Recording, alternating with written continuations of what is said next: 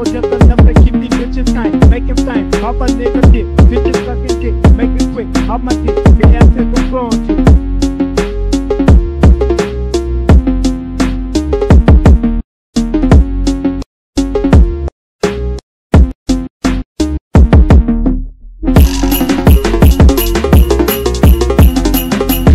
Bonjour à tous, bienvenue sur Boss Musculaire, j'espère que vous allez bien.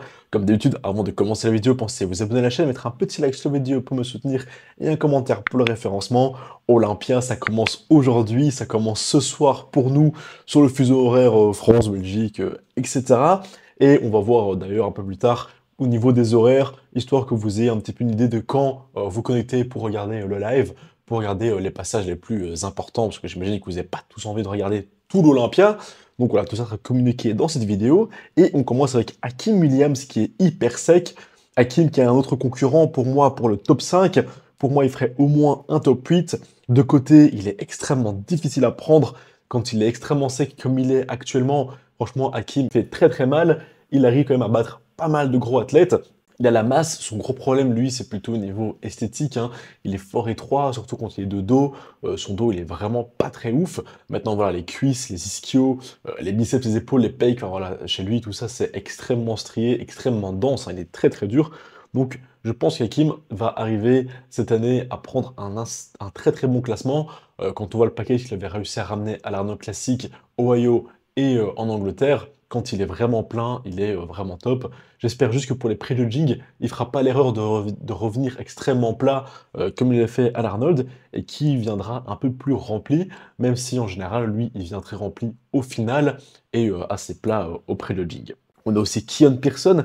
Keon qui est enfin sec, ça a toujours été son point faible hein, depuis qu'il est passé en 212. Ça n'a pas vraiment été sa structure, mais c'est plutôt au niveau de la condition où il a toujours eu du mal à venir 100% sec. Il était toujours un petit peu flotteux. Bon, il y avait aussi une fois où il avait été extrêmement malade, donc là il était vraiment pas du tout en condition.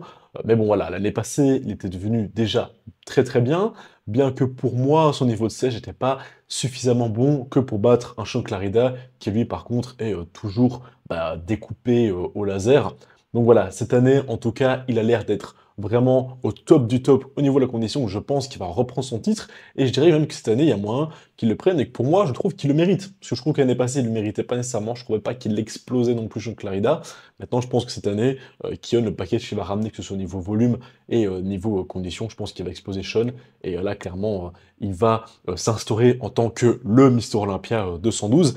À voir ensuite parce qu'il a encore un petit peu de marge hein, dans la catégorie pour prendre du volume. Est-ce qu'il va rester en 212 ou est-ce qu'il va enfin passer en open hein? Il faut savoir que Keon avait toujours dit qu'il aimerait passer vers l'open bodybuilding. Il le disait déjà quand il était en classique. Alors il est d'abord passé par le 212 et franchement je pense que l'année prochaine on verra Keon directement partir vers l'open et essayer de choper le titre Olympia aussi dans cette catégorie. Alors demain aussi en men's physique, on aura les débuts donc de Kenz et qui est Philippe Desgila. Donc lui il commencera dans l'après-midi de la journée de samedi. Donc chez nous ce sera vers 18h30. Normalement les men's physique passent pas en premier, je pense qu'ils passeront deuxième. Donc vous devrez compter environ 19h30, 19h, quelque chose comme ça, pour voir les débuts de Philippe. Cette nuit, donc ce sera à 6h30 du matin le samedi, donc samedi matin à 6h30. On aura aussi Théo Le Guerrier qui passera donc sur scène, parce que ce sera donc les premiers passages des Open, et ça sera juste après les finales des 212. Et donc là, aujourd'hui, ce soir, vers 19h, on aura donc les 212 avec les débuts de Marco dans la catégorie. Je serai bien sûr en live sur Instagram, hein, comme d'habitude. Donc pensez à venir sur ma chaîne Instagram, sur mon Instagram pour suivre le live et donc voir tous ces athlètes français qui seront en train de représenter la France sur la plus grande scène du bodybuilding au monde. Ensuite, on a aussi Ramon qui est hyper sec à 102 kg. Sa taille est hyper fine. Il est vraiment parti bien en V. Je trouve qu'il est vraiment très très beau. Son dos a vraiment l'air d'être vraiment top aussi. Donc je pense que Ramon va repasser devant Wesley cette année. Voilà, moi je pense qu'on va avoir Ramon deuxième et Wesley troisième. Enfin, on verra bien sûr. Mais franchement, il a l'air d'être très très chaud. Il a l'air aussi d'être un petit peu moins plat que l'an dernier, la veille de Olympia. Alors il faut savoir qu'ici, ils sont tous extrêmement plats et déshydratés parce qu'ils doivent faire le point, donc c'est tout à fait normal qu'on ne les voit pas sur leur meilleur jour. Par contre, je pense que demain, les gars, ça va être le show, ils vont tous être au top. Je crois qu'on va voir les meilleures versions de chacun d'entre eux par rapport aux années précédentes. Je crois qu'on va vraiment voir quelque chose d'assez spectaculaire en classique. On a aussi William Bonac qui est très très beau de côté, qui pourrait aussi peut-être concourir pour le top 5. En tout cas, il est vraiment conditionné. Cette pose side triceps est vraiment très belle. Donc voilà, je pense que Bonac va aussi en surprendre plus d'un. Il a été souvent vu et regardé comme quelqu'un qui, bon ben voilà, avec une carrière quasiment terminée, hors top 10, etc. Moi, je pense que qu'on va encore être surpris de ce que William va nous ramener sur scène. Alors, bien sûr, il y avait aussi la conférence de presse qui avait lieu enfin, très tôt ce matin, à 3 heures du matin, et bon, je ne me suis pas réveillé pour ça, hein, je vous le dis déjà. Donc, il y a eu pas mal de questions qui ont été posées, des questions à Hadid Choupan aussi, on lui a demandé est-ce qu'il va sortir de scène cette année aussi? Est-ce que s'il fait deuxième, ou troisième, enfin, en tout cas s'il ne gagne pas, est-ce qu'il va aussi se barrer? Bon, il a insisté fortement sur la question. Au début, Hadi, il a un peu esquivé la question, mais ils lui ont proposé une deuxième fois la question. Et bon, concrètement, son explication, c'est que, voilà, il était extrêmement déshydraté, il avait faim, il était... euh, enfin, voilà, il avait les très très bas en sucre, il n'a pas vraiment son esprit là où il fallait, et voilà, quoi, il a pris des décisions qu'il pense qu'il n'aurait pas pris aujourd'hui dans le contexte actuel, des décisions que j'ai l'impression qu'en fait, il regrette hein, d'être parti de scène après avoir fait sa photo. Maintenant, voilà, il dit, j'ai quand même remercié et félicité tous les athlètes, j'ai pris ma photo et puis je suis parti. Et bon, voilà, et je pense qu'il attend aussi à ce que les gens comprennent un petit peu mieux. Maintenant, voilà, ça fait un an. Je pense qu'au bout d'un an, les gens l'ont pardonné. Puis bon, voilà, l'Arnaud Classique était quand même bien plus gentleman, avec un très beau, très très beau physique. Donc je pense qu'il a un petit peu fait sa rédemption. À voir comment les choses vont se passer à cet Olympia. Il a dit qu'aussi qu'il venait le plus sec possible et que personne d'autre serait aussi sec que lui. Beaucoup de confiance en soi sur le package de Hadi, hâte de voir ça aussi. Alors je pense qu'il est toujours sec, hein, ça c'est clair, et de face il sera magnifiquement sec, mais est-ce qu'il le sera de dos? C'est ça la grande question. Et ça, bon, bah, voilà, on le verra ce soir, enfin ce matin, très tôt ce matin, on pourra voir tout cela.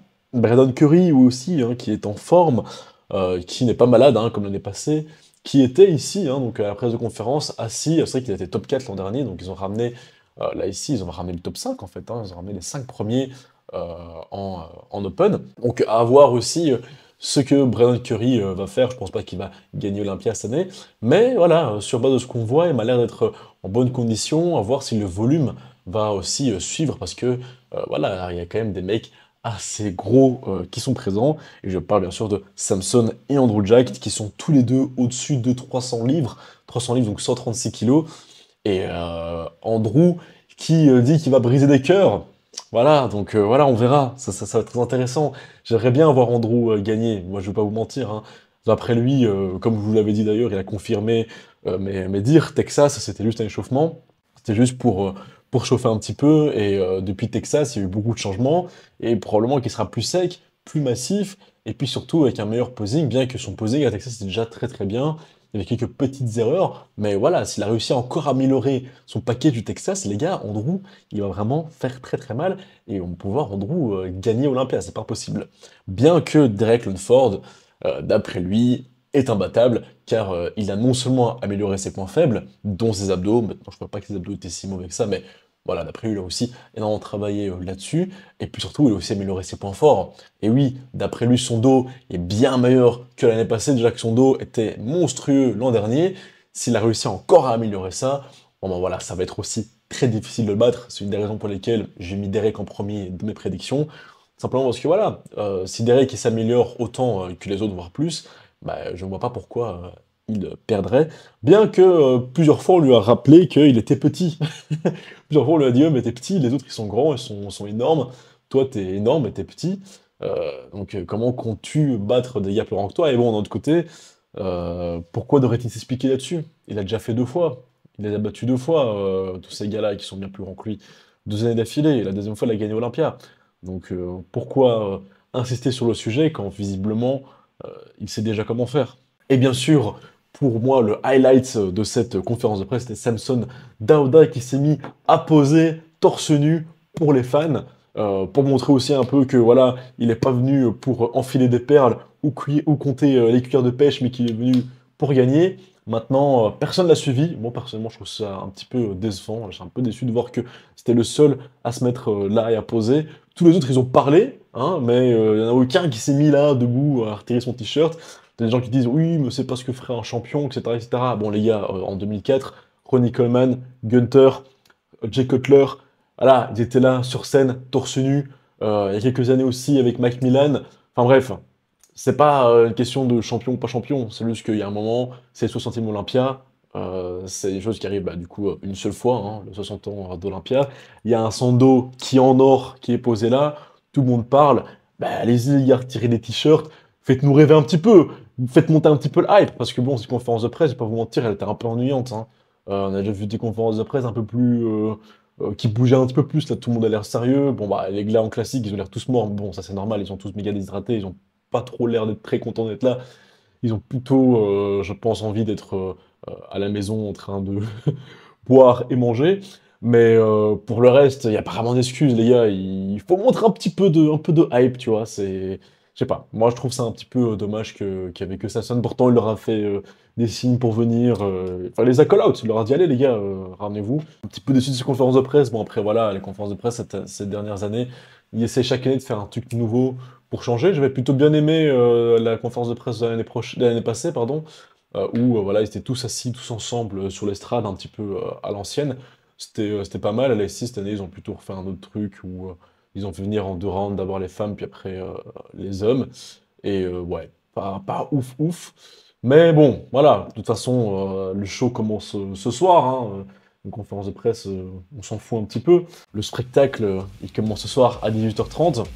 Et bien sûr, comme rappel, hein, venez tous sur le live. Allez, salut, c'était Karim, Moss Muscular, à bientôt. Ciao.